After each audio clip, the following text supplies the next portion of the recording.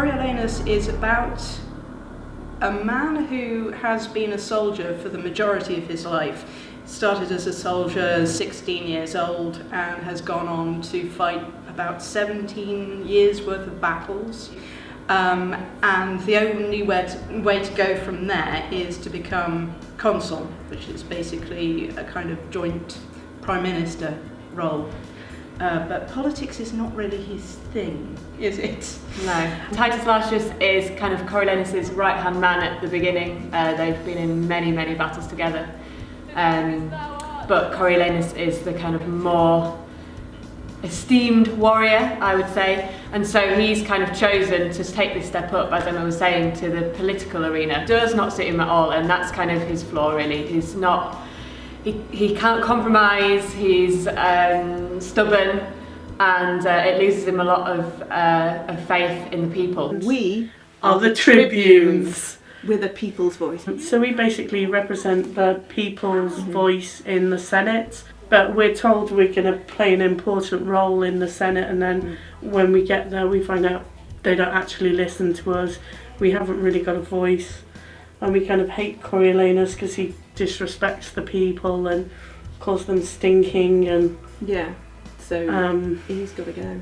So we oppose him pretty vehemently, and we kind of do whatever it takes to try and bring him down. He tends to tell the truth quite a lot, which, funnily enough, doesn't go down terribly well, particularly with the tribunes who have been chosen by the people to represent them.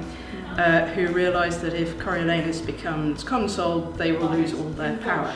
So they tend to use his anger and lack of diplomatic skills to undermine him. There's a great quote in the play which says, "What is the city but the people?" And I think that Coriolanus as a play is really about the citizens. It's their story as well as the leaders, because it's about what happens when a city just says, no, this isn't what we want.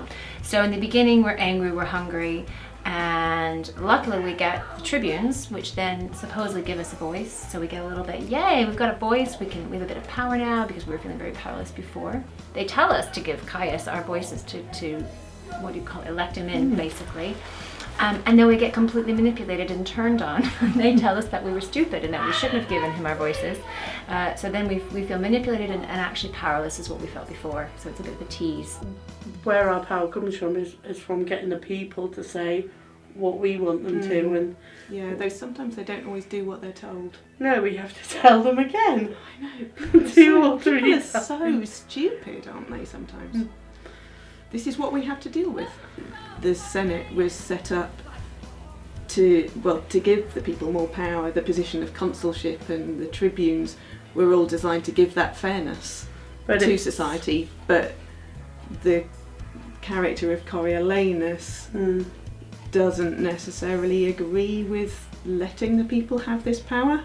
The politics is shockingly relevant right now, not just in terms of sort of power plays, but I mean there's a scene, I've just been watching the rehearsal with everybody, it's that moment where they're basically being told, hang on, you voted when you didn't know what you were voting for. Yeah. Now you know what you're voting for, rescind your ignorant vote. And it's like, it couldn't be any more relevant. It's horribly, horribly relevant to our times. Yeah.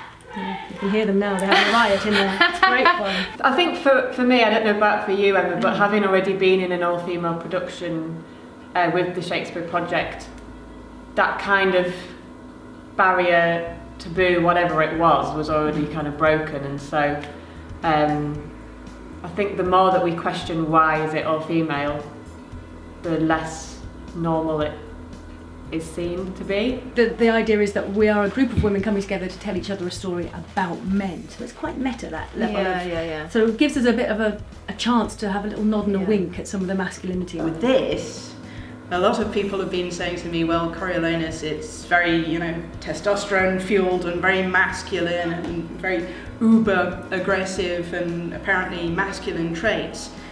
I think the question is whether or not you can actually believe us in those roles and in those situations. If you can, is it because women are also like that? The issue of women in power is a really interesting one, because you've got Hillary Clinton and Theresa May, who at the moment who are women in power yet are judged more as women than men in the same situation. They're not on an equal footing to men in the same power. Yeah.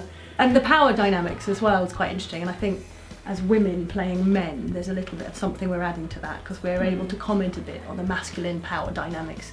You know, we have talked a lot about equality and that kind of thing, just as a cast, but it's just been, which has been really fruitful and really rewarding to be in. But I think I can't make the judgment. I think the audience will have to make the judgment.